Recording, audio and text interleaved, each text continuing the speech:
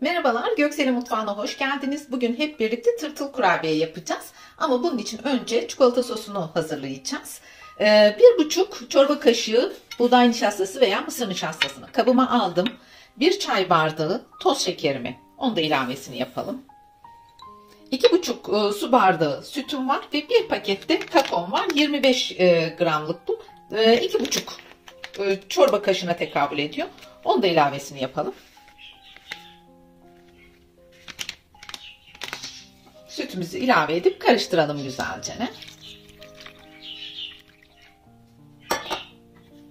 Topaklanma olmasın. Diğer sütümüzün ilavesini de yapalım. Ocağa alıp bunu hafif ateşte hafif kıvam alana kadar pişireceğiz. Pişirdikten sonra da bir kaşık çikolatam var. Onun ilavesini yapacağım. Hep birlikte ocağımıza alalım.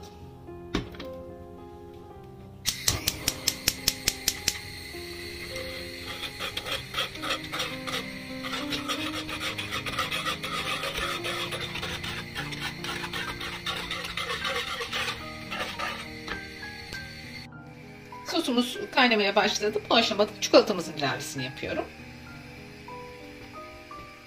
Çikolata biraz daha kıvamını artıracak. Arzu ederseniz koymayabilirsiniz.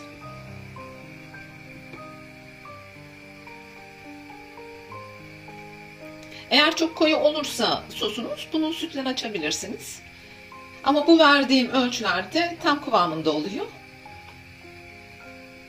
Harika bir sosumuz olacak, çikolata sosumuz. Hazır soslardan çok daha lezzetli ve çok daha güzel olacak. Sosumuzu bir kenara aldıktan sonra ara ara karıştıralım. Kabuk tutmasını istemiyoruz üstünü. Soğuduktan sonra bir daha kabuklanma olmayacaktır zaten.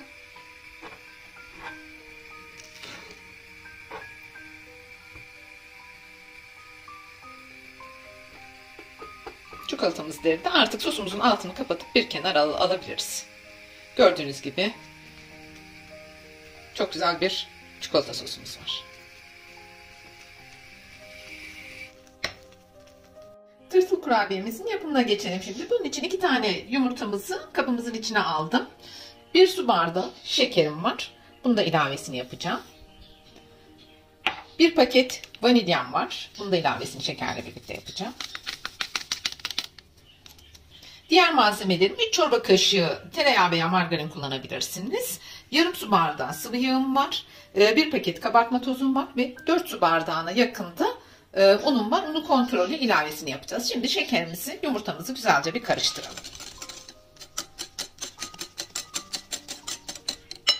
Yarım su bardağı sıvı yağımızın ilavesini yapalım.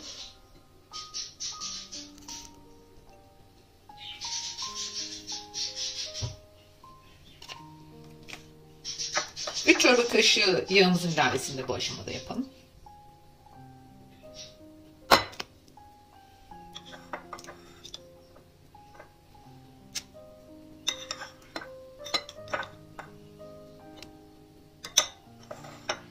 Güzelce bunu da şöyle bir eritelim içinde. Oda sıcaklığında olsun yağımız.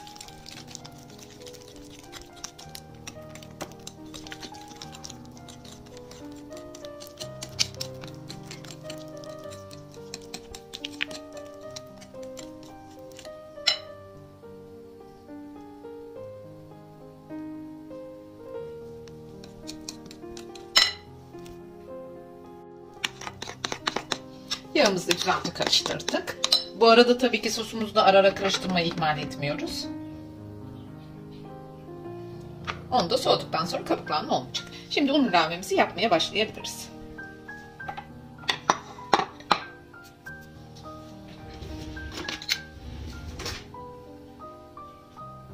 Yavaş yavaş un ilavesini de yapalım.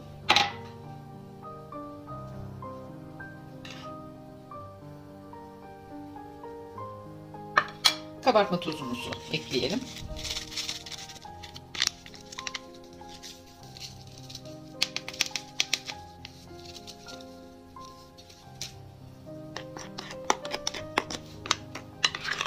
Daha sonra elle hamurumuzu toparlayacağız.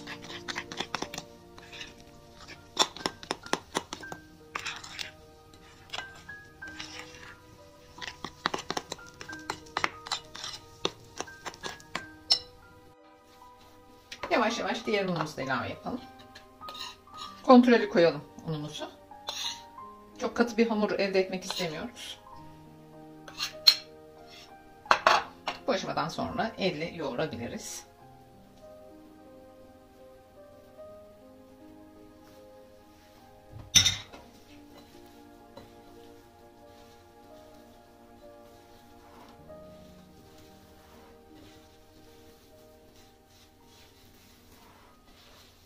Tırtılı kurabiyeyi çok seveceksiniz. Çok güzel oluyor. Lezzet de çok güzel oluyor. O sunumu da çok güzel oluyor.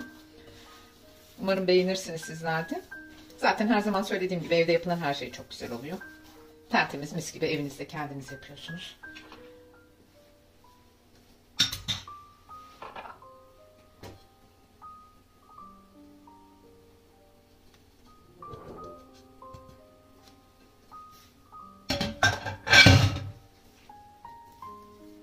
Tam 4 su bardağı un bu tarifimiz için yeterli oldu gördüğünüz gibi.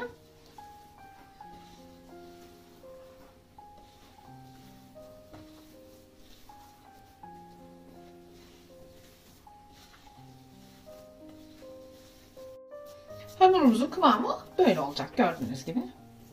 Çok katı değil, çok yumuşak da değil. Bu şekilde olacak. Ben hamuru bir pet şişenin içine aldım. Arzu ederseniz siz hamur torbasına da koyabilirsiniz. Bu şekilde tepsime dizme işlemi yapacağım. Şimdi onu da göstereceğim size. Pet şişeli de çok güzel oluyor. Yani deneyebilirsiniz. Evde hamur torbası olmayanlar için konuşuyorum.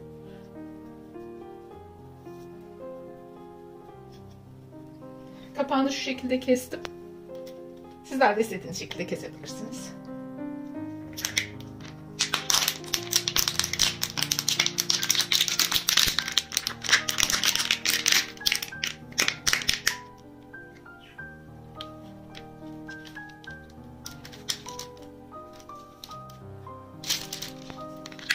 Bu şekilde tepsimize yerleştireceğiz.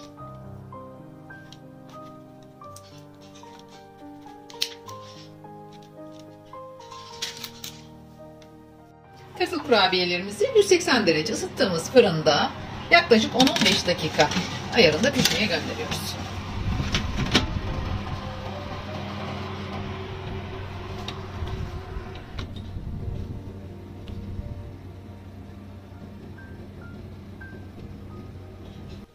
Kurabiyelerimiz pişti. Yaklaşık 11 dakika sürdü pişmesi. Harika oldular gördüğünüz gibi. Nefisler. Biraz soğuduktan sonra çikolata sosu ve Hindistan cevizi ile birlikte süsleyeceğiz. Şimdi tırtıl kurabiyelerimizin süslemesine gelelim. Arzu ederseniz sosumuzdan iç kısmına hafif sürüp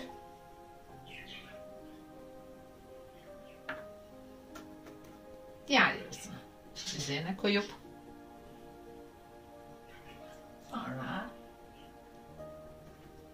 çikolata sosunu bandırıp ve Hindistan cevizi ile bu şekilde süsleyebilirsiniz.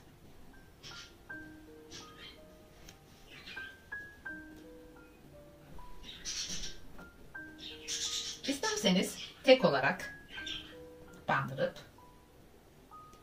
gene Hindistan cevizi veya fındık ceviz rondodan geçirip onlara da batırabilirsiniz fıstığa.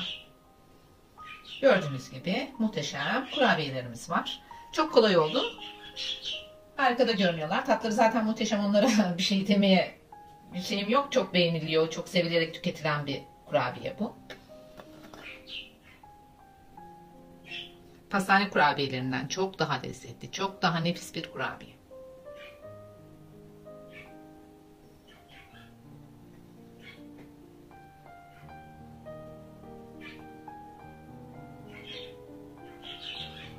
Kurabiyelerimiz çok güzel oldu. Harika lezzetli kurabiyeler bunlar. Yapınca göreceksiniz. Şimdi dokusuna da bakalım.